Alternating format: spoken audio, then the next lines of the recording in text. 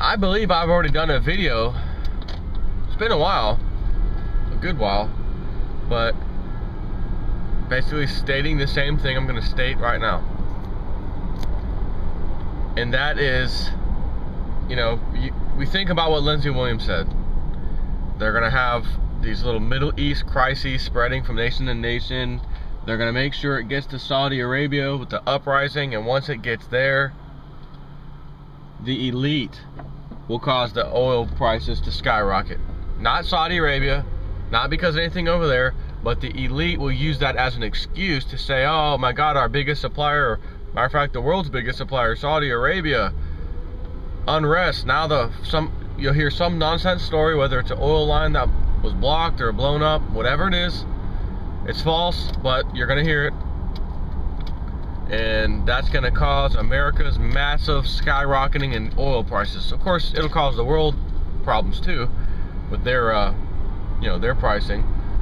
But America is going to use that as the excuse that we have to default on our debt. Our debt is all of a sudden no longer payable because, make sure I don't hit this guy. We can no longer make payments on our debt, the 16 trillion, the bondholders, etc. We can no longer make those payments because Saudi Arabia and the Middle East just screwed us with these massively high gas prices, oil prices. So we are left with no other choice. We have to default on this debt. Now, why is that going to be the case? Because I remember a couple years ago, I think, maybe a little sooner than that, roughly, Ben Bernanke was in front of Congress. They were asking him some questions about this, slow, sluggish recovery, and again, he gives the old speech, well, we've got some tools left in the toolbox. I love that saying. What the hell is that? Toolbox. Why do we have an economy that needs fixing or needs tools in a toolbox to fix it anyways? Why wouldn't we have an economy that doesn't need that? It just works. Right? Anyways, Ben Bernanke says, well, yeah, it's a little slow, it's a little sluggish, but there's definitely some signs of recovery. It's just a little slow going, a little slower than we expected, or a little slower than we would like, etc. But we still have tools in our toolbox, as long as, he said this, as long as oil and gas prices, oil doesn't go above around $120 a barrel for any length of time.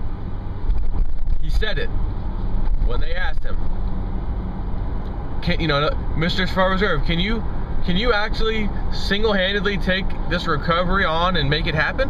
I mean, that's essentially what they're asking him. As if a central bank's going to be the one that, creates jobs or something. No, but they just make sure they're buddies in the banking system. They'll tell everybody, if we don't give them money, you're going to lose jobs. Or if we don't give them money, they're not going to be able to create jobs, in the marketplace somehow. Okay, well, go ahead and bail them out. That's what we all thought, right? So he said in front of Congress, as long as gas prices, again, oil, doesn't go above $1.20 or $120. So I did a video back then talking about it, but as we start to get a little closer to what appears to be some action in Syria, I'm hearing yesterday that he's talking about, okay, I'll step down. We're talking about stepping down Mr. Assad. I don't know if that's crap. Matter of fact, I really didn't look too much into it, to be honest with you. But it's typical, propaganda usually that they're saying that, so the whole world knows it. All of Syria, the people know it. Okay, our leader's fixing to step down, even though he's not. And it just kind of sets the morale, if you will. But if he does step down, or we go in and handle business again, just like we helped with Libya. No boots on the ground, no boots on the ground, we're not getting involved. Yeah, boots on the ground, yeah, we did get involved. See how it works? Not a peep from anybody else. We didn't seem to care, did we? So you can be rest assured, boots are on the ground in Syria, if we did it in Libya. So if that gets put out of the way, the next country, which I don't remember what Lindsey Williams said it would be, if it would actually be Saudi Arabia, or there was another country and then Saudi Arabia, I can't remember. Nonetheless, Saudi Arabia is right around the corner for the Muslim uprising, spring Arab, whatever they want to call this crap. Again, it's all the United States and the powers that be using the United States as a stepping stone, by the way, to do this. It's not the United States doing it. Our troops know about it. They want to do it. No, it's not that. They are using us as a tool to get done what they need to get done. Why? Because we're the most powerful nation on the face of the earth, at least right now. Roman Empire was not the most powerful nation on the face of the earth when it started collapsing. And as a matter of fact, once everyone realized it was collapsing, they said, you know what? We've had enough. And they cleaned house on the Roman Empire. So if history is our guide, that's not going to be too good for us when the rest of the world says we've had enough. So all I can tell you, and this is my opinion, Lindsey Williams didn't say the reason why we're going to default on the debt, other than it's too high, we're going to default on it. And then the Muslims over, Middle Eastern countries, etc., that are holding a lot of our debt are going to be pissed off. They're going to stop selling us oil. And then a short while later, you're going to hear a massive breaking news story that we found oil in America. The problem is, it's always been there. We've all been duped. We've all been paying high gas prices for so long that people are probably going to be pissed off if they find this out. Of course, they're not going to find out listening to the mainstream media.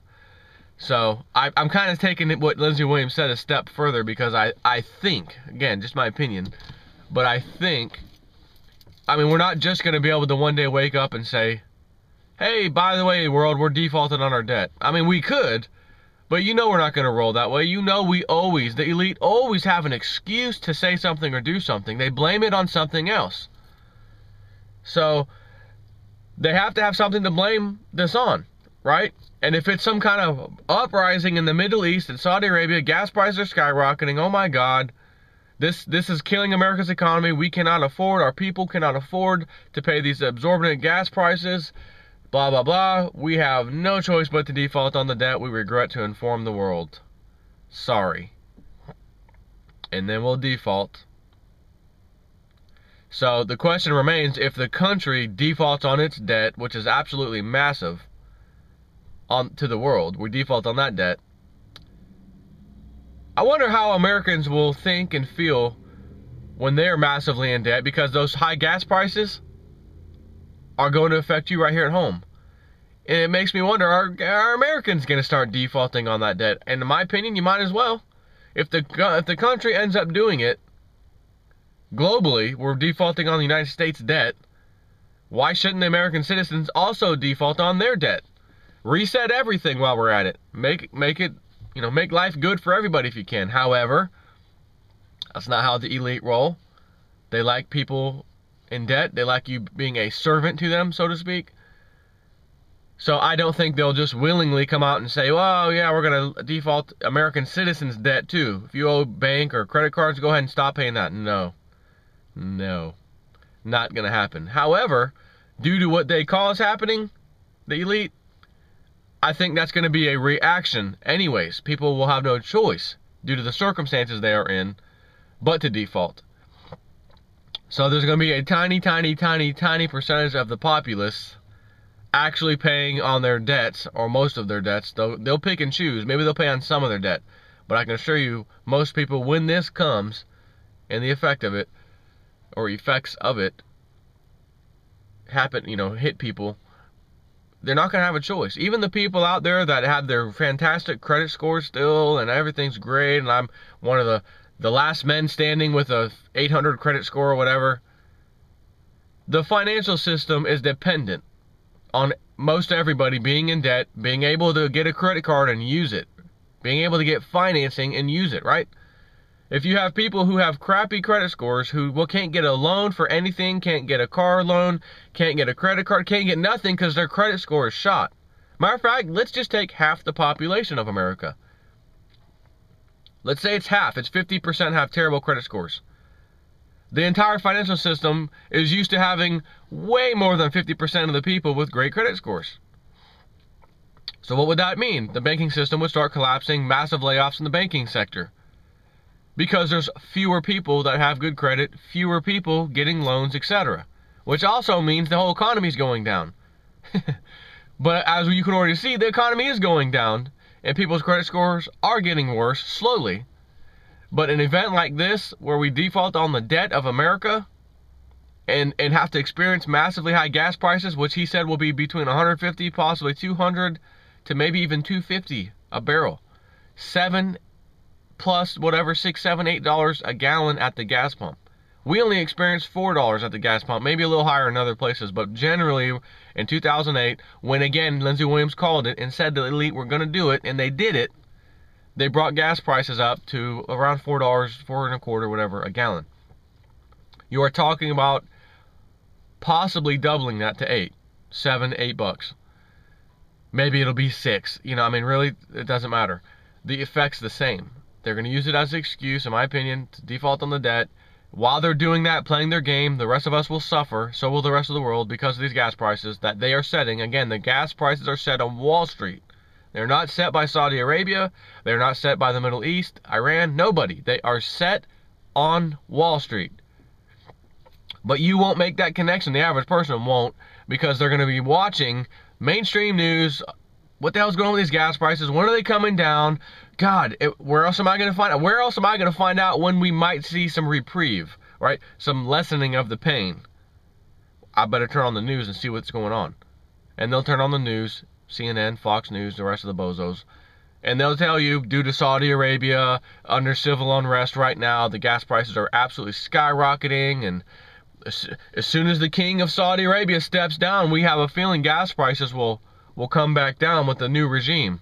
So then the whole world's going to press them, hey, step down, please step down. Again, it has nothing to do with him stepping down. It has nothing to do with the unrest. It has everything to do with the elite using their tool, known as Wall Street, to set the prices. That's where it's set every single day. So that's all I got for you. It's something to think about. I'm pretty certain, in my own mind anyways, that that's how it's going to go down. We'll blame it on the oil prices. That killed the economy. Here's and all the news media start replaying old Bernanke's speech from a couple years ago. Hey, Bernanke said it. He said they could fix this, and by God, it's been 4 years since 2008, or, you know, almost 5 years, 2013.